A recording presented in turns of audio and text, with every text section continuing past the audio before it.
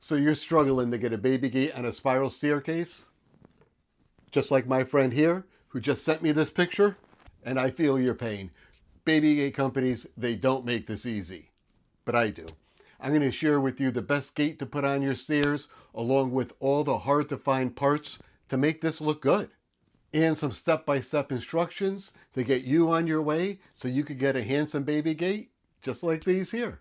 Hey, I'm George, and I switched from doing building and remodeling a few years ago, and I niched down and started a company doing nothing but baby gates. And I'm going to show you right now all the parts that you're going to need so you could get results like I did. Okay, first off, you have to get a quality baby gate.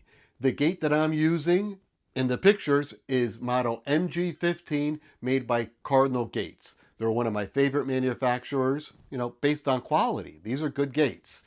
And you don't have to write that down. It's in the show notes. The Amazon affiliate links are all down below here, along with all the other parts we're about to go over. I just want to point out two other things about gates. Pressure gates. They don't belong on stairs. They won't work for this situation. No matter what it says on the box, they don't work on stairs. Please don't use a pressure gate. And also, if you're thinking about trying to get a self-closing gate, they don't exist. They may advertise that the gates are self-closing. The gate that I recommend is as close as you could come to self-closing. So I know there's a lot of misconceptions on the market, but because I've done thousands of gates, I just want to clear this up. Don't get a pressure gate, don't get a pressure gate, and don't get a self-closing gate. They really don't work. Now, when you install these metal swing gates, they need to be attached in 4 locations. 2 along the center pole here of the spiral staircase, and then 2 on the handrail side. Now, to attach the gate to that center pole, what you're going to need is a single piece of wood, 36 inches long. And the first thing you're going to do is paint it, white or black, but you're going to have to paint each side, every side, top and bottom. Because you're going on that round pole, you're going to see it from different angles. So if you don't paint the whole thing, you're going to have a funny shadow line. So to attach this piece of wood to the column, it's a 2-step process. The first thing that you're going to do is you're going to pick up some 3M double-sided adhesive, and you're going to put 2 strips right down the center, just like this. And you're not going to go the full length because this isn't on there for strength. This is just so the piece of wood does not shift left or right or anyway, because if the gate moves even slightly, then it's going to screw up the locking mechanism on the other side. So what we do is 2 strips right down the center, and then take some type of a piece of wood or something and apply pressure upwards, starting in the center and then working your way up, and in the center working your way down. So that way it doesn't buckle and you get good adhesion.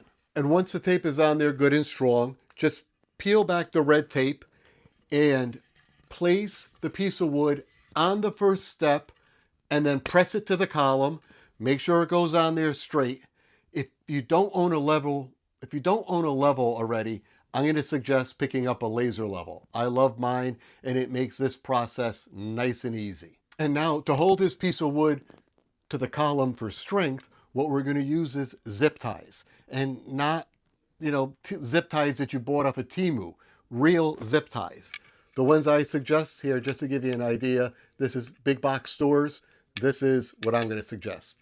It makes a world of difference, and especially if you're going to install these gates outside. If you're installing them outside, the UV will break them down within 1 season. I know, I made the mistake and had to go back. So get yourself quality ones. It's only a few dollars more. Okay, now you know how to do the first half of the gate. Attach the hinge side of the baby gate to the column.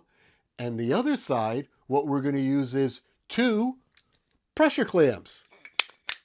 These go on straight forward with pressure. They come with 2.5-inch bolts, which are going to be too long for your spindles. The 2.5-inch bolts are for wood spindles. You're going to need probably 1.5 inches, maybe 2 inch. So just pull a tape measure across, similar to this, and you'll see exactly what you need. Don't make the mistake of trying to install them with the longer bolts. First of all, it'll look awful when they stick out the other side. And second of all, you can't go back later and think you'll just take them out one at a time. You have to completely reassemble these.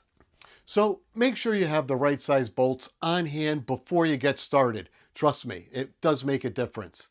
All right, just make sure you paint the clamps. And oh, if you found value here, hit the like button. Let me know I did a good job. But when you go to paint them, don't overthink it. Rust-Oleum, paint and primer, nice and easy. A couple days ahead of time, that's the way to go. Hey, good luck with your gate, and check out my next video. See ya.